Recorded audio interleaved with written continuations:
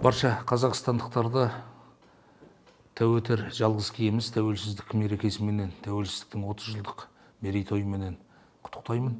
Тәуелсіздік бұл ең әуелі кие. Кейде саясат сахнасында қоғамдық пікір қалыптастырып жүрген саясаткерлеріміздің тәуелсіздік бізге қан төгіссіз бейбіт түрде келе қалғанының өзі үлкен бақыт деген пікір айтылып жүр. Мен өзімнің жеке пікірім бұл жаңсақ пікір деп айтар едім. Неге? Өйткені тәуелсіздік біздің бабаларымыздың ғасырлар бойы арманы болған, сол азаттық үшін қисапсыз қан төгілген.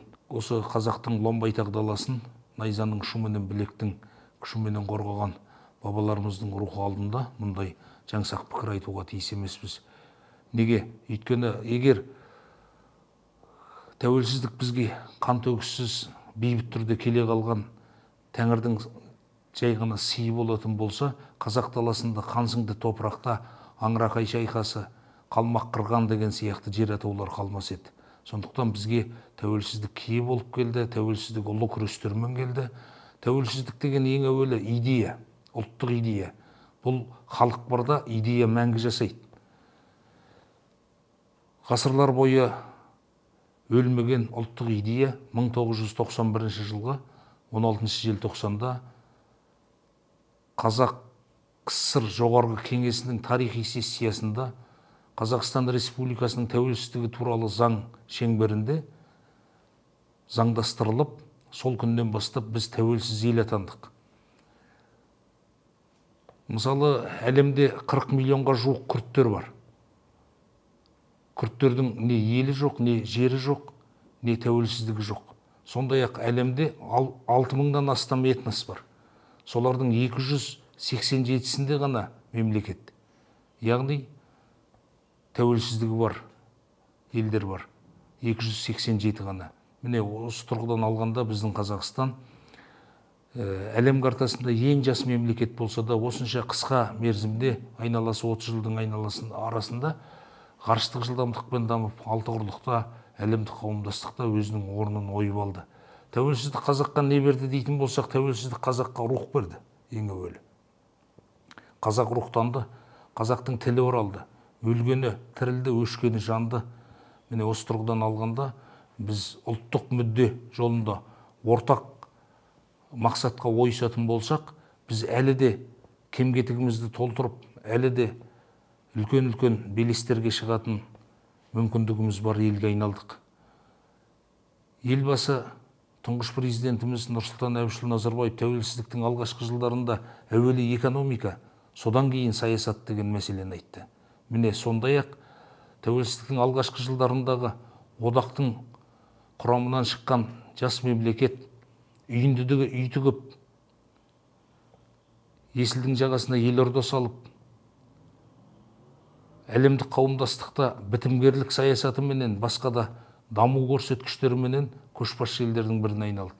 Осының бәрі тәуелсіздіктің жемісі, осының барлығы тәуелсіздіктің игілігі. Қазір елбасы мұрасы деген дүниені айтатын болсақ, бізде кейбір саяси топтар осы пікірімізге қарсы келеді. Тәуелсіздік әрине бабалар аманаты. Біз аманатқа адалдық танытуымыз керек. Ал елбасы мұрасы дейтін дүниеге келсек, осы тәуелсіздіктің осы 30 жылдағы игілігінің барлығы елбасы мұрасы. Кеше ғана жариялаған елдіктің 7 тұғыры қағидатындағы барлық бағыт, барлық мәселе қазаққа өткен 30 жылда да керек болды. Алдағы мыңжылдықтарда да керек болады. Ендеше тәуелсіздік деген ұғым қашанда өзінің киелілігіменен, қастерлілігіменен, қасиеттілігіменен даралана береді. Біз мәңгілік ел идеясы сонау күннің астын билеген күлтегіннің заманынан келе жатқан, Тоныкөктің заманынан келе жатқан ұлы идея мәңгілік ел.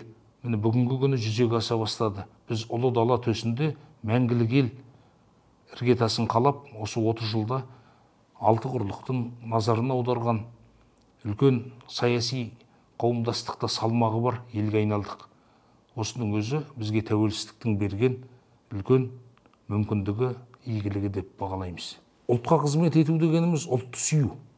ең әуелі. Алаш көсемі кеше ғана облыс орталығындағы 2 ауданның біреуіне есімі беріліп, ортамызға асқақ рух болып оралып жатқан Әлихан Бөкейханның сөзіндегі ұлтқа қызмет ету білімнен емес мінезден деген. Міне, ұлтқа қызмет ету деген мәселе ұлтты сүюден басталады. Одан кейін жүрекке елін, жерін сүю деген керемет қастерлі ұғымды сіңіріп алған әр азамат, қазақтың әр перзенті өз еліне, өз ұлтына қызмет етудің деңгейінде, парасат пайымында бағамдай береді деп ойлаймын. Біздің ұлт, қазақ деген ұлт ұлы халық. Ұлы даланың төсін осынша ұлан-ғайыр елді, кешегі бабалардан аманатқа қалған жерді мекендеп отырған халықтың бойында тектілік тегеурін танытып тұрған жағдайда біз тек қана жаңа ғасырда, жаңа дәуірде, жаңа қоғамда, жаңа қауымдастықта өз ұлтымыздың ұранын салып, өз ұлтымыздың тіліменен, өз ұлтымыздың мәдениетімен ғана сол қауымдастықты игере аламыз. Сондықтан біз алты құрлық қазір назарын аударып, әлем картасында жаңадан пайда болған Қазақстан деген мемлекетке бұның дамуы қалай болар екен, ертеңгі күні бұл қандай деңгейде әлемге танылады екен деп күдік күмәнмен қарап отырған жағдайда ұлтты сүйген азаматтар ғана, ұлтқа қызмет ете білетін азаматтар ғана ұлтты ұрпаққа жеткізеді. Біз мына мәселені айтайық. Біз көпұлтты мемлекетпіз. Көпұлтты мемлекет 130-дан астам ұлттың өкілі мекендеген, 130-дан астам этностың өкілдері Қазақстанды тарихи отаны санаған елдің азаматымыз.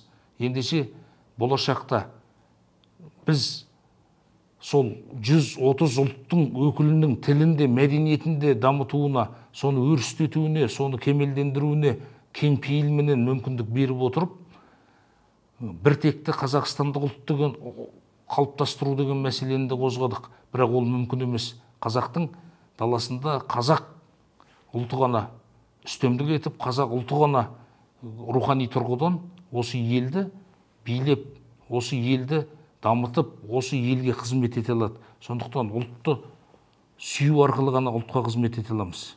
Жастардың бойынан біз көрмей жүрген көп дүние бар. Ал біздің дәуірде, біздің буында болмаған қазіргі жастарда бар көп дүние бар. Міне осыларды салаластыра, сабақтастыра келе айтарым. Біз адамзат баласы, жалпы қазақ ұлты немесе Қазақстан мемлекеті ғана емес, жалпы адамзат баласы өрек бүгін өркениетке, жағамыздан алған жаһандануға бет бұрып бара жатырмыз. Білімнің дәуіріне бет бұрып бара жатырмыз. Сондықтан озық технологияны меңгерген, білімді ұрпақ қана ертеңгі күні елге, ұлтқа қызмет ете алады. Соның ішінде біздің қазақ жастарының бойынан бір зияткерлік қасиеттерді көргіміз келеді, көріп те жүрміз. Қазіргі жастарға ризашылықпен қарауға болады. Ғылымның тілін меңгеріп, білімнің үлкен айдынында еркін жүзе алатын буын келе жатыр. Қазір білім әлемінде, ғылым әлемінде де осы қазақтың тамаша жастары қызмет етіп, ұлтқа танылып жатыр.